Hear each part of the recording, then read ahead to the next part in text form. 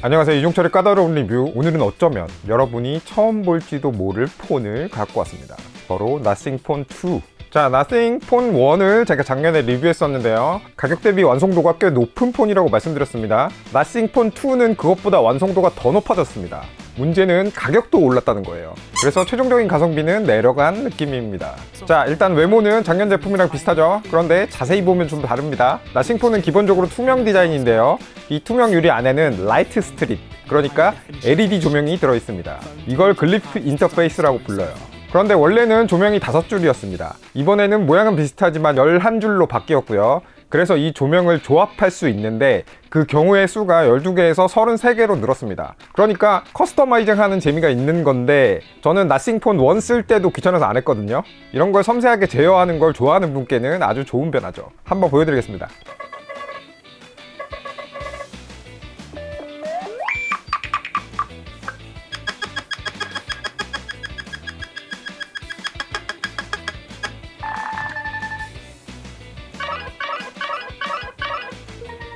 이 글리프 인터페이스는 당연히 조명으로도 사용할 수 있고요. 전화, 문자 같은 알림으로도 쓸 수 있습니다.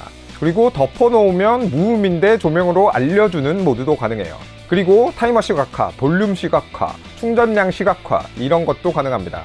그리고 앱 알림도 가능은 한데 우티 앱 있잖아요. 택시가 대강 어디쯤 왔다 이런 걸 보여주는 것도 가능합니다. 다른 앱은 아직 지원 안 하고요. 배민 지원되면 좋겠네요. 자, 이제 화면을 보겠습니다. 나싱폰은 삼성의 원 UI처럼 자체 OS인 나싱 OS를 사용하는데요. 이 나싱 OS가 점차 발전해서 이제는 정말 괜찮아졌습니다. 작년에 사용할 때만 해도 퓨어 안드로이드랑 거의 차이가 없었는데 이제는 위젯 위주로 발전을 하고 있죠. 보시면 모노크롬, 그러니까 흑백으로 잘 단정되어 있습니다. 장점은 눈이 편하고 예쁜 것, 단점은 앱 찾기가 어려운 겁니다. 그래서 새로 까는 앱은 컬러가 보이도록 해놓는 게 좋고요. 잘 보이긴 하지만 톤 앤 매너가 깨져서 신경이 쓰입니다. 이런 예민한 성격으로 사는 거 너무 힘들어요. 개인적으로는 위젯 위주의 변화가 매우 반갑습니다. 폰을 열심히 쓸 때는 그렇다 치고 안 쓸 때는 폰을 좀 덜 보는 게 좋잖아요. 예를 들어서 업무 시간에는 폰 켜면 괜히 인스타 켜고 그러잖아요. 위젯이 발달하면 그런 단점이 줄어듭니다. 폰을 보기만 해도 대부분의 정보가 파악이 되니까요. 예를 들어 지금 제 설정을 보시면 날씨, 지금 온 메일, 시간 등을 바로 알 수 있죠. 아쉬운 점이 있다면 날씨 같은 경우에는 도트 디자인 픽토그램으로 표현해 주는데요. 이게 예쁘긴 한데 직관적이지 않아요. 봐도 무슨 날씨인지 모를 때가 많습니다. 그래서 저는 저 위에 글자로 된 날씨 위젯을 또 하나 달았습니다. 자, OS에는 재미있는 기능이 하나 있는데요. 작곡하시는 여러분 터치패드 아시죠? 그거랑 비슷하게 악기와 조명을 조합하는 앱이 있습니다. 글리프 컴포저 라고 부르고요. 예를 들어서 이렇게 조명과 함께 비트를 찍을 수 있는 겁니다. 재밌어 보이죠? 제가 나싱 여러분께 제안드리고 싶은 건 이 앱이 이 폰 전체의 킬러 앱입니다. 음악 하시는 분들을 끌어들일 수 있는 아주 좋은 앱이에요.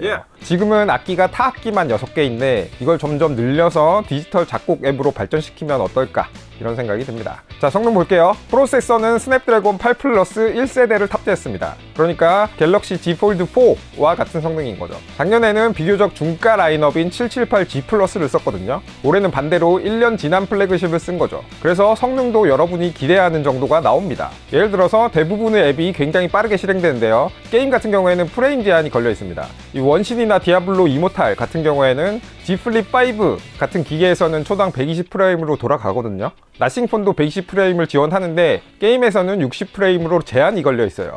혹시 게임 모드를 끄면 120이 나올까 해서 꺼봤는데 똑같습니다. 그러니까 게임은 잘 돌아가지만 프레임 제한은 있다. 이 정도로만 아시면 됩니다. 카메라의 경우에는 후면 듀얼 5000만 화소를 쓰고 있고요. 4K 60프레임 영상, 액션 모드, 야간 모드, 인물 모드 등 폰 카메라에서 기대되는 기능 대부분을 지원합니다. 전면 카메라도 3200만 화소로 꽤 괜찮고요. 카메라 직접 써본 느낌은요, 저조도에서 약간 실망스러운 면이 있었습니다. 이건 제가 찍은 야간 사진과 동영상인데요. 요즘 폰들은 중간색을 알아서 잡거든요. 그런데 보면 어두운데 포커스가 맞아서 밝은 데가 너무 밝게 나오죠. 심지어 1200만 화소인 갤럭시 Z 플립 5보다도 어떤 면에선 더 별로였습니다. 이게 무슨 뜻이냐면 나싱폰 하드웨어는 좋은데 ISP를 다루는 소프트웨어 기술이 아직 별로 없다는 거예요. 그 점 감안하시고요. 밝을 때는 꽤 괜찮습니다. 좀 세팅이 쨍하긴 한데 중간색 포함해서 잘 찍히죠.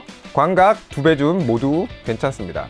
자, 나싱폰2 전반적으로 아주 개성있고 괜찮은 폰이에요. 특히 글리프 컴포저 같은 훌륭한 앱을 직접 만들 수 있다는 게 약간 애플 같은 느낌을 주죠.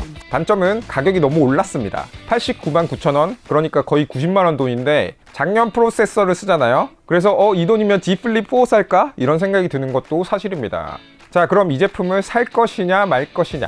나는 커스터마이징을 좋아한다. 사세요. 자유도가 매우 높습니다. 나는 아이폰이 싫은데 갤럭시도 싫다. 사세요. 사실 이런 경우 살만한 폰이 중국 폰밖에 없는데 꽤 괜찮은 대안이죠. 나는 힙하다. 사세요. 힙합니다. 나는 가성비나 프리미엄 중에 하나를 선택한다. 사지 마세요. 이것도 저것도 아닙니다. 자, 다음 시간에도 소수의 여러분을 위한 제품 찾아오도록 하겠습니다. 그럼 그때까지 구독, 좋아요, 알림 설정.